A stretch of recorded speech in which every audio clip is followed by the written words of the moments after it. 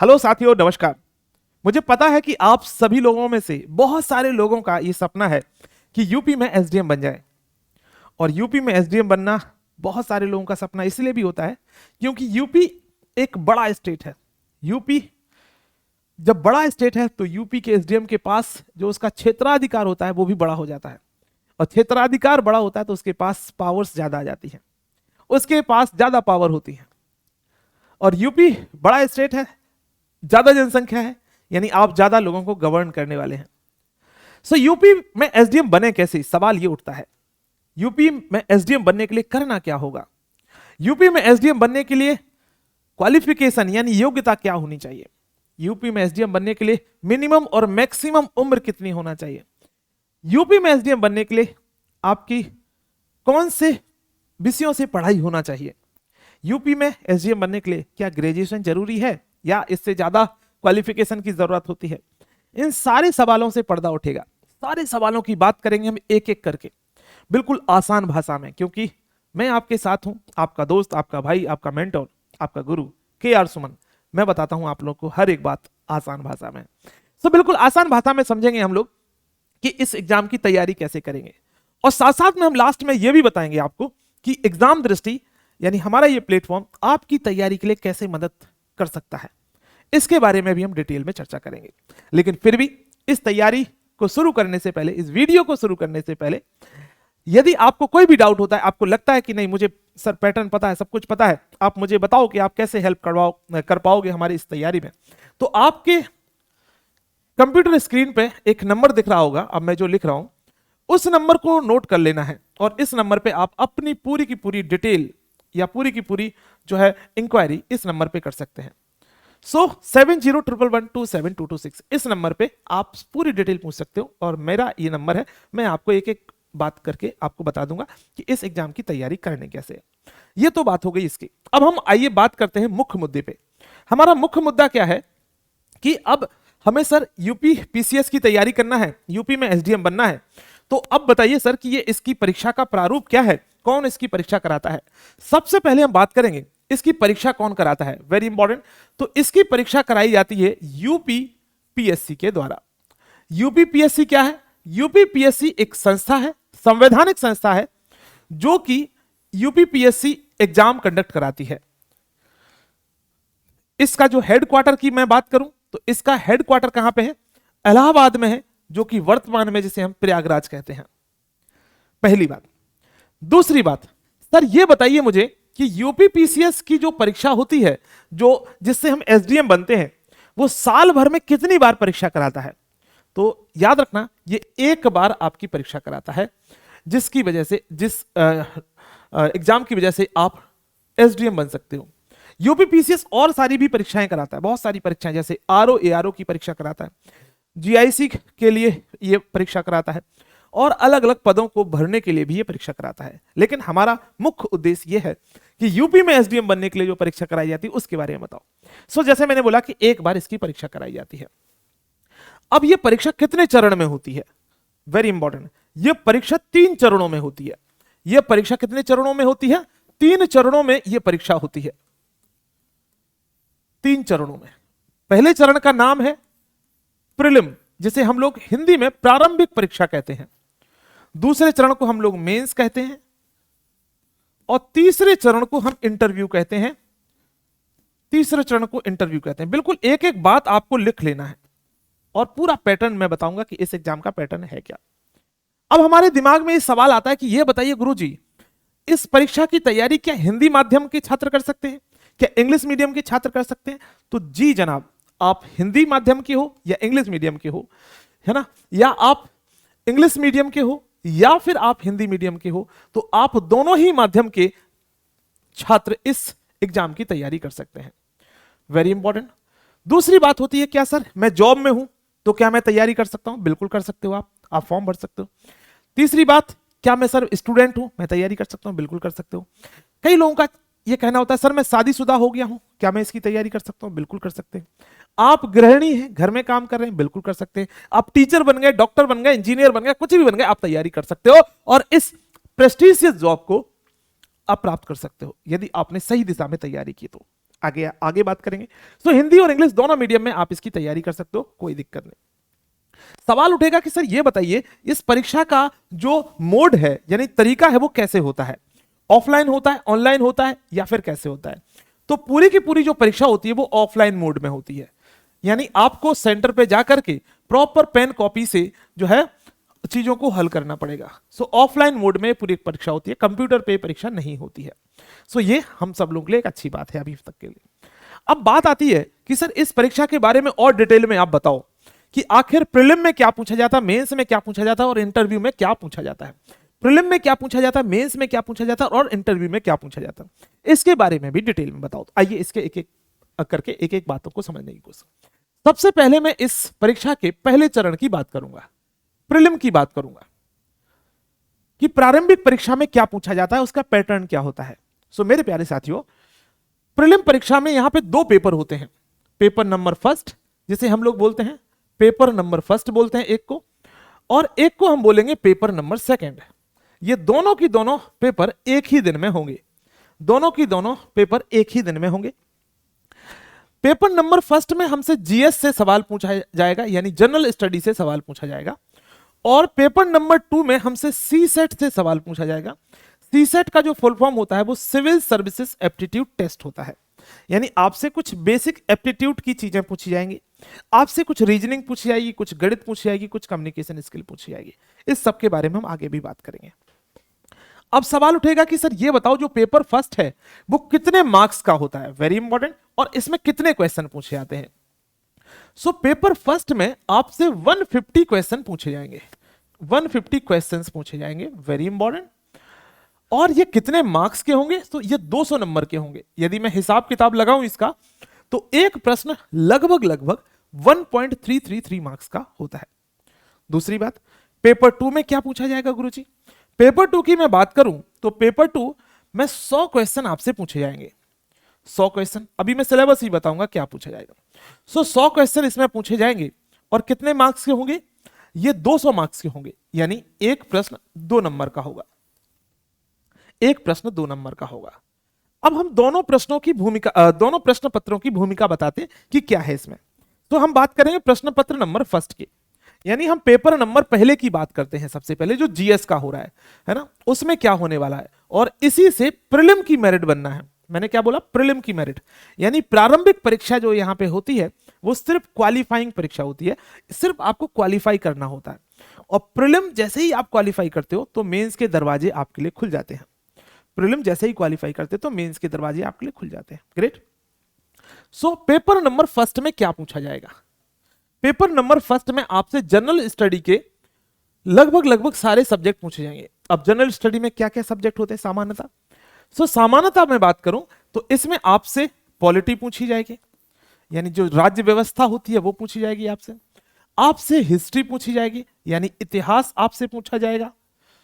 आपसे इकोनॉमी पूछी जाएगी, यानी आपसे अर्थव्यवस्था के बारे में पूछे जाएंगे सवाल।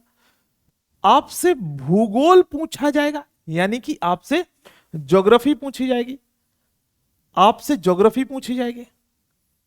आपसे साइंस पूछी जाएगी, आपसे साइंस पूछी जाएगी, यानी विज्ञान पूछी जाएगी आपसे।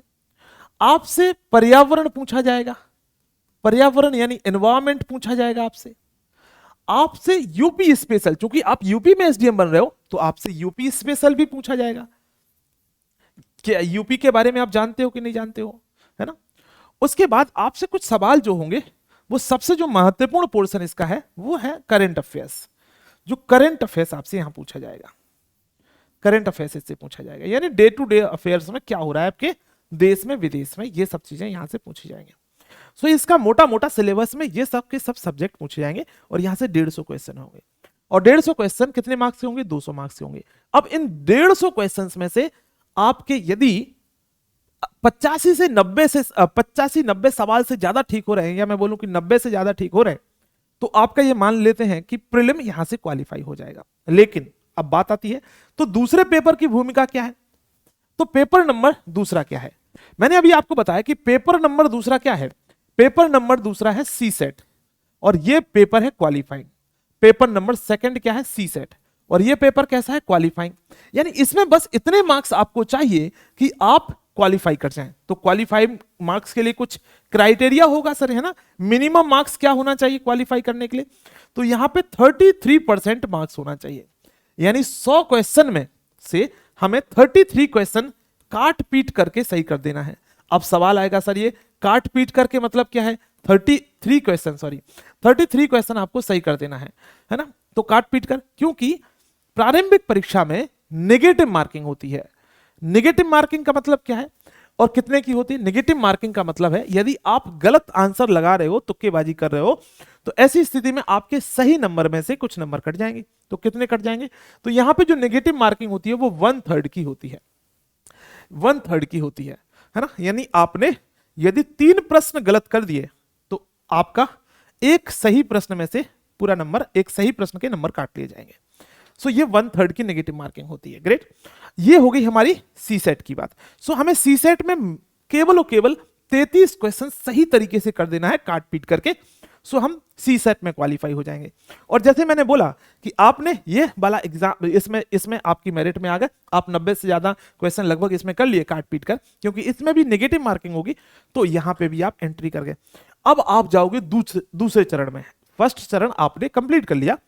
अब फर्स्ट चरण के नंबर इस आने वाली प्रोसेस में या आने वाले जो मेंस और इंटरव्यू है, इसके नंबर कहीं नहीं जोड़े जाएंगे। तो इसे हम लोग क्या बोलते हैं, ये बेसिकली दरवाजा है। एक दरवाजा है जिसे आपको पार करना है, जहां पे जिस दरवाजे के माध्यम से मेंस में पहुंच पाओगे। अब मेंस के नंबर जोड़े जाएंगे और इंटरव्यू के नंबर भी जोड़े जाएंगे। सो अब मेंस की बात कर लेते हैं। प्रारंभिक परीक्षा हमारी पास हो गई, और ये परीक्षा कब होगी? लगभग ये मई जून के समय पे ये परीक्षा आजकल हो रही है। सो मई में इस बार संभावित है, मई में इस बार परीक्षा होगी। ठीक है, ग्रेट। अब ये बताओ गुरुजी इसके आगे की बात कि मेंस में क्या क्या है ना। तो मेंस की एक एक बात करते हैं हम लोग कि मेंस में क्या क्या होता है, कौन कौन से सब्जेक्ट यहां पूछे जाते हैं। सो मेंस में सबसे पहले जो पेपर होगा आपका वो होगा हिंदी का। एक आपकी सामान्य हिंदी आपको आना चाहिए, आपको एक सामान्य हिंदी आना चाहिए। और सामान्य हिंदी का पेपर होगा 150 मार्क्स का, है ना। 150 मार्क्स का होगा, 150 नंबर का होगा। सर इस पेपर को देने के लिए कितना समय देना होगा, कितना समय मिलेगा हमें? 3 घंटे का समय मिलेगा, 3 आवर का समय मिलेगा। यह परीक्षा कब होगी सर? जैसे मैंने बोला प्रीलिम के बाद होगी, प्रीलिम यदि आप क्वालिफाई कर लेते हो। सो जनरल हिंदी का पेपर होगा, और इसी दिन एक और परीक्षा होगा निबंध की, जिसे हम लोग ऐसे राइटिंग बोलते हैं। याद रखना, निबंध हम किसी भी माध्यम में लिख सकते हैं, हिंदी में भी लिख सकते हैं, इंग्लिश में भी लिख सकते हैं, लेकिन हिंदी का पेपर हिंदी में ही देना होगा, है ना, वो तो जाहिर सी बात है।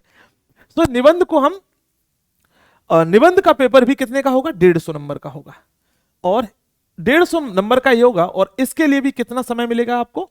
जैसे मैंने बोला कि यहां पे आपको समय मिलेगा 3 आवर का। इसमें भी ये दोनों के दोनों पेपर एक ही दिन होंगे, यानी 6 घंटे आपको लिखना होगा, 6 घंटे।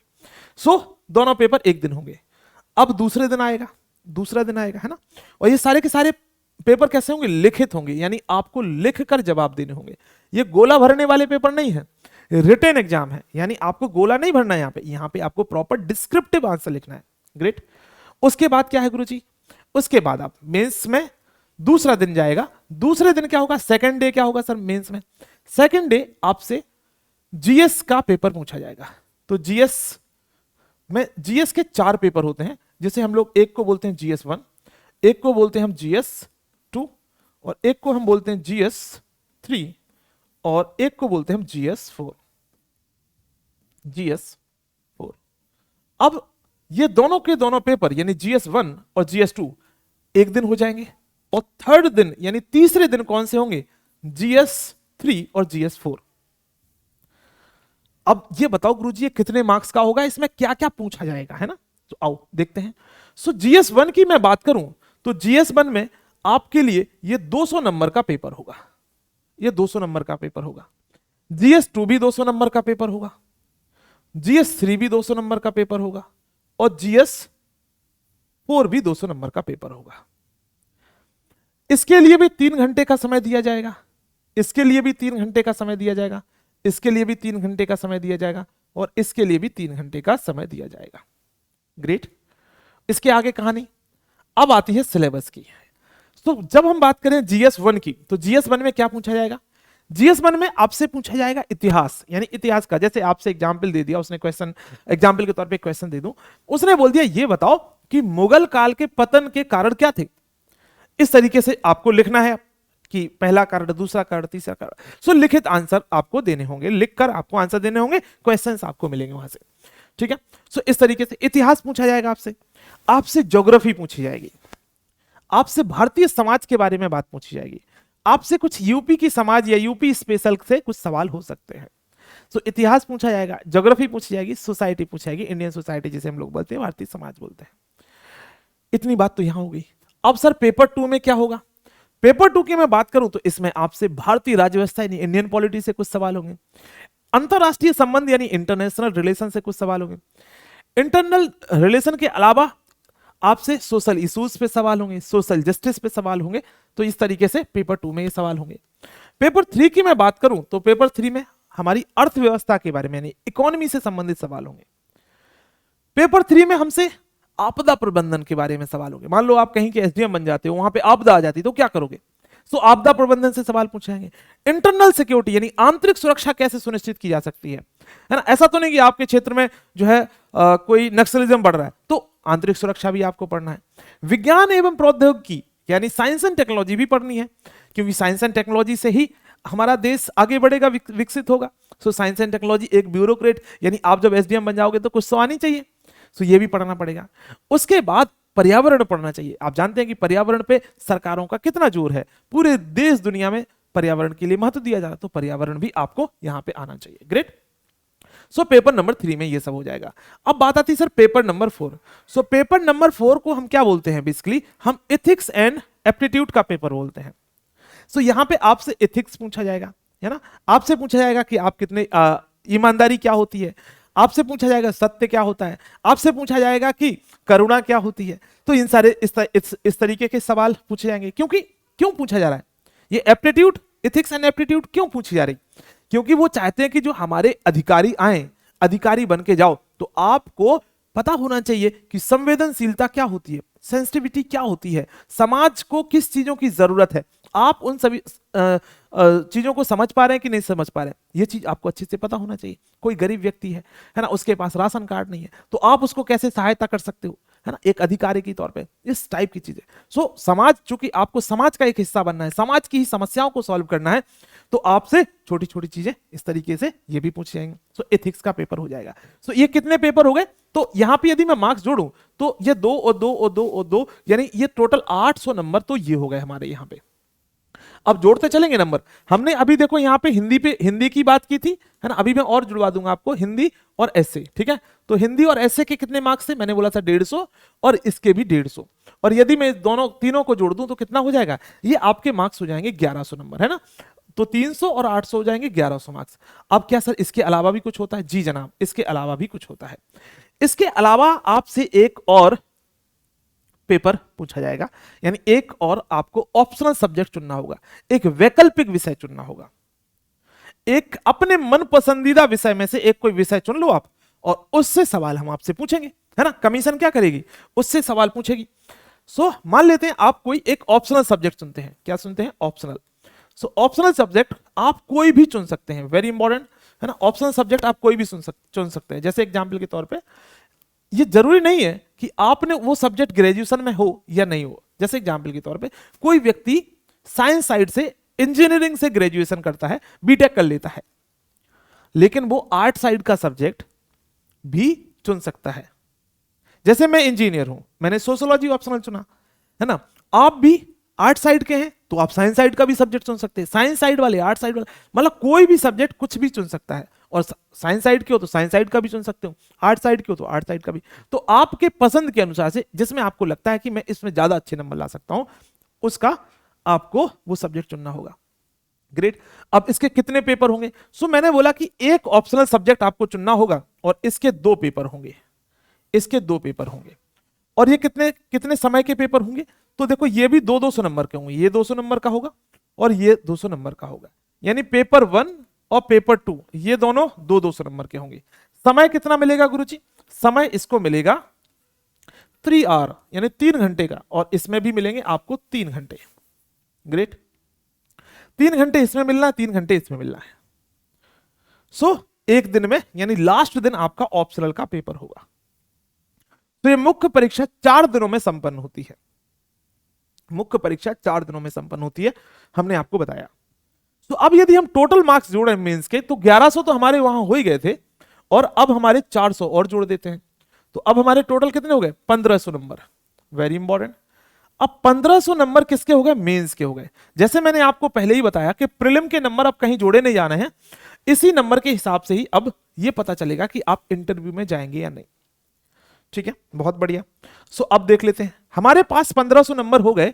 1500 नंबर में से अब आपके नंबर जिस हिसाब से वैकेंसी है, जिस हिसाब से हमारे रिक्तियां हैं, जिस हिसाब से जो यूपीपीसीएस ने नोटिफिकेशन निकाला है वैकेंसीज के लिए, यदि उतनी वैकेंसीज के हिसाब से एक मेरिट लिस्ट बनाई जाएगी मेंस के स्टूडेंट की।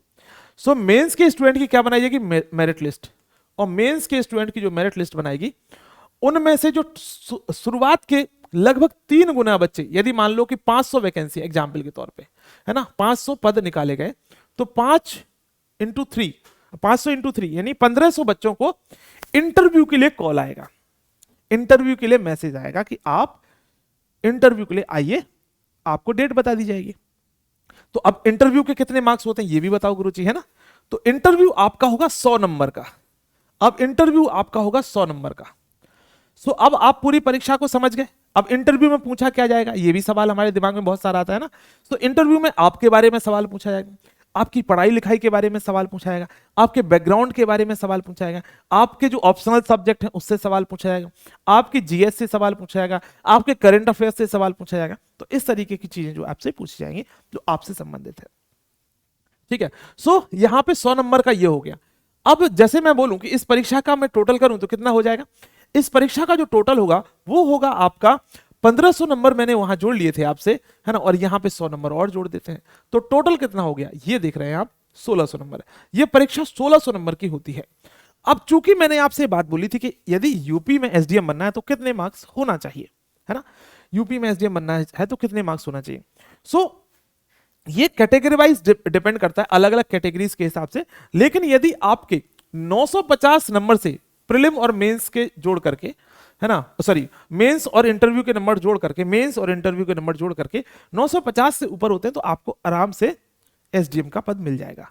अब डिपेंड करता है कि एसडीएम की वैकेंसी भी कितनी है इस हिसाब से, लेकिन इतने से ज्यादा लाओगे तो ये संभावित है कि आप एसडीएम बन जाओगे। अब इसके बाद क्या होगा, सर मान लो एसडीएम नहीं बन पाया तो क्या? अरे भाई इसमें बहुत सारी पोस्ट ऐसी हैं जो बहुत अच्छी हैं, जैसे डीएसपी, जैसे हम लोग डीवाईएसपी कहते हैं, डिप्टी एसपी कहते हैं, जैसे बीडीओ ब्लॉक डेवलपमेंट ऑफिसर, जैसे नायब तहसीलदार, है ना, जैसे इसमें जो है पद है आपके एआरटीओ। सो बहुत अलग अलग बहुत अच्छे अच्छे पद इसमें ऑलरेडी शामिल हैं। तो उन पदों पे भी सिलेक्शन हो सकता है यदि आपके कंपैरेटिवली कम नंबर होते हैं। ठीक है, सो ये बात हो गई हमारी। अब ये बात आई कि सर ये बताओ कि हम अब क्या करें। आप जैसे मैंने शुरुआत में ही बोला था कि मैं ये भी लास्ट में बताऊंगा कि एग्जाम दृष्टि कैसे आपकी हेल्प कर सकता है। बिल्कुल, सो एग्जाम दृष्टि एक्सक्लूसिवली आप लोगों के लिए लेके आ गया है कि कैसे उत्तर प्रदेश में एसडीएम बने, और इस पे हम लोग बिल्कुल विस्तार से चर्चा करने वाले हैं। इस पे हम लोग विस्तार से चर्चा करने वाले हैं। तो आप लोगों के लिए एक कोर्स आया है बहुत शानदार। कोर्स क्या है, बिल्कुल जो जीरो से तैयारी कराए। देखो हमें क्या चीज चाहिए, हमें जो चाहिए ऐसी चीज जो जीरो से हमें तैयारी कराए। बिल्कुल, तो हमारे पास है मिशन एसडीएम 3.0। इसका मतलब क्या 3.0? क्या इससे पहले भी कोई बैच आ चुके हैं? जी जनाब, यहां पे हमारे पास ऑलरेडी 2 सक्सेसफुली बैच चल रहे हैं, मिशन एसडीएम और मिशन एसडीएम 2.0। अब हमारा नया बैच आया है जिसका नाम है मिशन एसडीएम 3.0। कब आ रहा है सर? यह बैच आ रहा है 15 नवंबर से। यह बैच आ रहा है 15 नवंबर से। यह बैच आप लोगों के लिए आ रहा है। ग्रेट। इसमें क्या क्या कराओगे ये बताओ आप सर। देखो इसमें क्या क्या कराओगे ये बताओ, बिल्कुल आराम से और डिटेल में बताओ। सुनो तो फिर हमारा उद्देश्य है कि यदि आप यूपीपीएससी की तैयारी कर रहे हैं और आपका टारगेट है 2023 या 24, तो उसके लिए हम कंप्लीट प्रिपरेशन यहां पे करा रहे हैं। कंप्लीट प्रिपरेशन बिल्कुल बिल्कुल जीरो से स्क्रैच, इससे पहले कुछ भी नहीं पढ़ा तब भी आप इस परीक्षा की तैयारी कर सकते हो। ग्रेट। जिसमें हम लोग प्रीलिम के बारे में आपको तो पढ़ाएंगे, मेंस की पूरी तैयारी कराएंगे और इंटरव्यू की भी तैयारी कराएंगे। इसमें आपको प्रीलिम, मेंस और इंटरव्यू की कंप्लीट तैयारी यहीं पे होगी, इधर उधर भागने की कोई जरूरत नहीं। अब यहां पे होगा कि आपको डेली लाइव क्लास मिलेगी, आपको यहां पे आपको रिकॉर्डेड क्लास। अब जैसे कई बार होता है कि हम लोग लाइव क्लास नहीं देख पाए तो क्या करें, आपके लिए रिकॉर्डेड क्लास भी मिलेंगी और उन रिकॉर्डेड क्लास को कई बार देख सकते हो आप, 2 बार, 4 बार, 5 बार, 6 बार कितनी भी बार। उसके बाद आपको क्लास के नोट्स भी मिलेंगे और पीडीएफ, जो महत्वपूर्ण पीडीएफ होती है वो भी हम आपको यहां देते हैं। अब मान लो आपको डाउट हो रहा है सर, तो क्या करें, आप हमारे टीचर्स को मैसेज करके, कॉल करके उनसे सवाल भी पूछ सकते हो। जैसे ही आप हमारे साथ जुड़ जाओगे तो हमारे सारे के सारे टीचर्स जो है इनका एक्सेस मिल जाएगा। अब आपके दिमाग में आएगा आप अपने टीचर्स के नाम बताओ, तो वो मैं अभी बताता हूं कौन कौन पढ़ा रहा है, ठीक है। अब यहां पे आपके टॉपिक वाइज और सब्जेक्ट वाइज आपको टेस्ट मिलेंगे, डेली मेंस क्वेश्चंस प्रैक्टिस मिलेंगे, यानी मेंस की डेली प्रैक्टिस चलती रहे इसलिए आपको कुछ ना कुछ क्वेश्चन दिए जाएंगे। जो टॉपिक पढ़ा, मान लो आपने एलपीजी रिफॉर्म पढ़ा, अब उससे संबंधित मेंस में क्या सवाल बन सकता है उसको यहां पे आपको दे देंगे, आप लिखोगे और हमारे टीचर्स उसको जांच करके आपको आंसर दे देंगे। डाउट सेशंस, आपको कभी डाउट होता है, कुछ भी होता है, आपके लिए डाउट सेशंस रखे जाते हैं। कोर्स का ड्यूरेशन क्या है, 10 से 12 महीने में हम कंप्लीट सिलेबस कराते हैं आपका, 10 से 12 महीने में, है ना। वो 18 महीने नहीं हम खींचते हैं, जबरदस्ती का जो लोग खींचते हैं, है ना। कुछ कोचिंग है ऐसी जो 18 महीने में सिलेबस कंप्लीट कराती है, वो सब नहीं करना है ना। सो 10 से 12 महीने में हमारा सिलेबस कंप्लीट होता है यहाँ पे। अब ये बताओ कि इस पेपर में जो आप जो सिलेबस करा रहे हो इसमें क्या क्या कवर होगा। तो जैसे मैंने बोला कि प्रीलिम की पेपर नंबर 1 और प्रीलिम का पेपर नंबर 2, ये दोनों के दोनों कवर होंगे, यानी कि सी सेट भी हम आपको इसी में पढ़ाएंगे। सी सेट के लिए कुछ अलग से करने की जरूरत नहीं है, बस ये कोर्स लेना है ना। ये कोर्स है कैसा सर, बाइलिंगुअल है, हिंदी में या इंग्लिश किसी भी तरीके से आप तैयारी कर रहे हो तो ये कोर्स बाइलिंगुअल है। अच्छी बात तो ये है। दूसरी बात है मेंस में क्या क्या कराओगे, जैसे मैंने बोला कि अभी जनरल हिंदी इसमें पूछी जाती है तो जनरल हिंदी पढ़ाई जाएगी, ऐसे राइटिंग आपसे पूछी जाती है यानी निबंध लेखन, तो वो भी यहां पे कंप्लीट कराया जाएगा। GS1, GS2 और GS3 और GS4 की भी कंप्लीट प्रिपरेशन कराई जाएगी, है ना। और इंटरव्यू की तैयारी भी आपको कराई जाएगी। और फिर भी तुम्हें लगता है कि कुछ और डाउट है तो ये नंबर आपको दिया है ना, नंबर क्या है 7011127226। अब सर फिर से सवाल आएगा हमारे दिमाग में, ये बताओ कि आपकी फैकल्टी कौन है, टीचर्स कौन है ना। हमारे दिमाग में सवाल आने चाहिए। देखो मैं हमेशा बोलता हूं स्टूडेंट को हमेशा जागरूक होना चाहिए, है ना, सो दैट कि स्टूडेंट को कोई कभी बेवकूफ ना बना पाए, ये मैं हमेशा चाहता हूं। और हमारा उद्देश्य सिर्फ सिलेक्शन है, हमारा एक और मात्र जो उद्देश्य है वो है सिलेक्शन। हमें सिलेक्शन देना है और हमें इससे ज्यादा कुछ हमारी उम्मीद है नहीं किसी से, है ना, हमें सिलेक्शन देना है।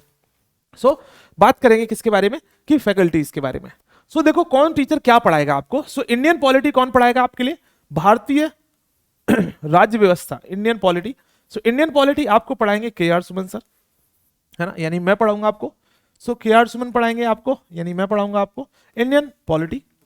उसके बाद यहां पे बात करें कि ज्योग्राफी कौन पढ़ाएगा, तो ज्योग्राफी को हमारे टीचर हैं बहुत शानदार, है ना। ज्योग्राफी कौन पढ़ाएगा, तो ज्योग्राफी कौन पढ़ाएंगे, हमारे सर हैं बहुत शानदार जिनको जिसान सर के नाम से जाना जाता है। सो डॉक्टर जिसान सर पढ़ाएंगे, डॉक्टर जिसान सर पढ़ाएंगे क्या, डॉक्टर जिसान सर पढ़ाएंगे आपके लिए ज्योग्राफी, वेरी इंपॉर्टेंट। अब बात आएगी सर आपको साइंस एंड टेक कौन पढ़ाएगा, है ना, साइंस एंड टेक कौन पढ़ाएगा, science and tech, science and tech and environment की मैं बात करूं तो आपको ये कौन पढ़ाएगा, ये पढ़ाएंगे आपको सत्येंद्र सर। ये ऑलरेडी आपको मैं बता दूं कि ये इंटरव्यूड है ना, सत्येंद्र सर, यानी ये आपके जो है यूपीपीसीएस और यूपीएससी के इंटरव्यू दे चुका हूं। मैं आपको बता दूं मैं खुद आपके 2 इंटरव्यू और 3 मेंस दे चुका हूं, तो आप यहां पे देख सकते हैं। उसके बाद और टीचर क्या पढ़ाएंगे आपको, जैसे कि इकोनॉमी कौन पढ़ाएगा, तो इकोनॉमी पढ़ाएंगे हमारे चंद्रशेखर सर, है ना। चंद्रशेखर सर अलग अलग संस्थानों में, बड़े बड़े संस्थानों में जो आप नाम जानते हो तो सब जगह पढ़ा चुके हैं और अब हमारे साथ है सर, है ना, तो चंद्रशेखर सर पढ़ाएंगे।